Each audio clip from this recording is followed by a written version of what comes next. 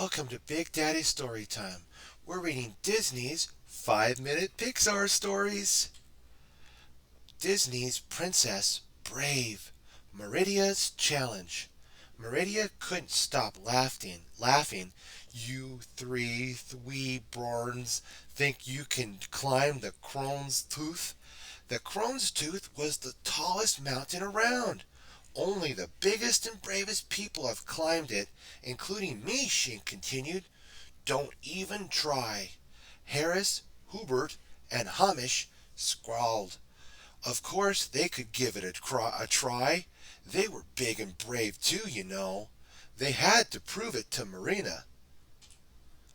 Now, as they stood at the foot of the towering rock, Harris and Hubert weren't so sure it was a good idea, but Hamish was ready. I'd show Merida. They gave him a boost, but he struggled to find handholds in the slippery rock. A little way up, the rock Hamish was standing on fell away. He was left dangling by his fingertips. Harris and Hubert hurried to fetch Merida. They found her in the castle and told her what had happened to Hamish at the Crone's Tooth. "Oh no!" cried Merida. "What have you done? I don't really mean you should try to climb it yourself. Come on, we have to get Angus." But Merida was so worried she couldn't think straight. "Where are my arrows?" She cried to her brothers. Luckily, Hubert was one step ahead of her, and he tossed them to his sister.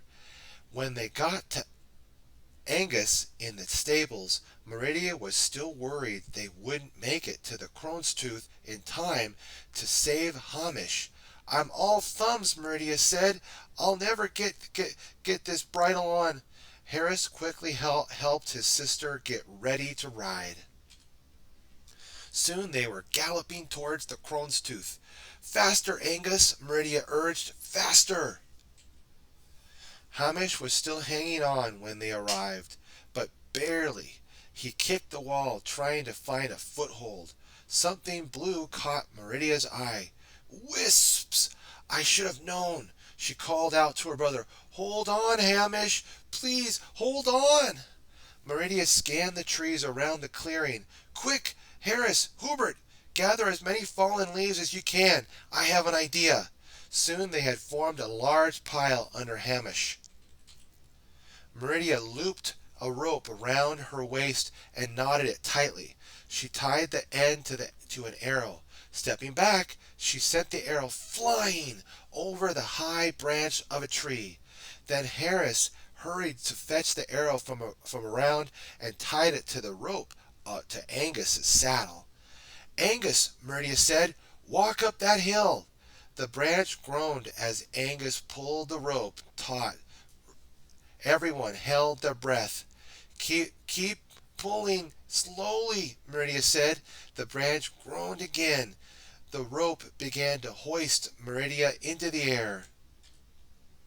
Fragments of rock pattered down as Hamish began to lose his grip.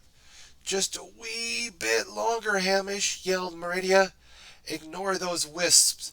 Finally, Merida was high enough to grab her brother. "I've got you!" Merida laughed, hugging him tightly.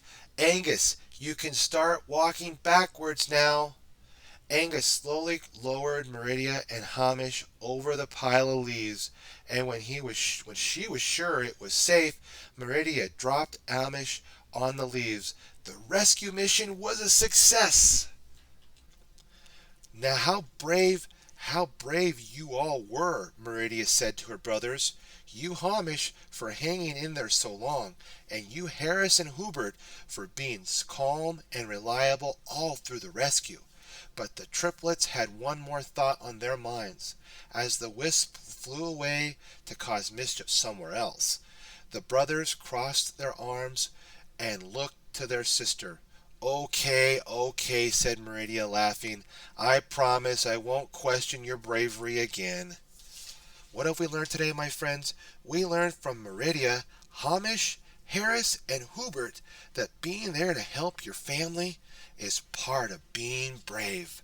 Be sure to like, favorite, and subscribe. Stay tuned for more Big Daddy Storytime. God bless.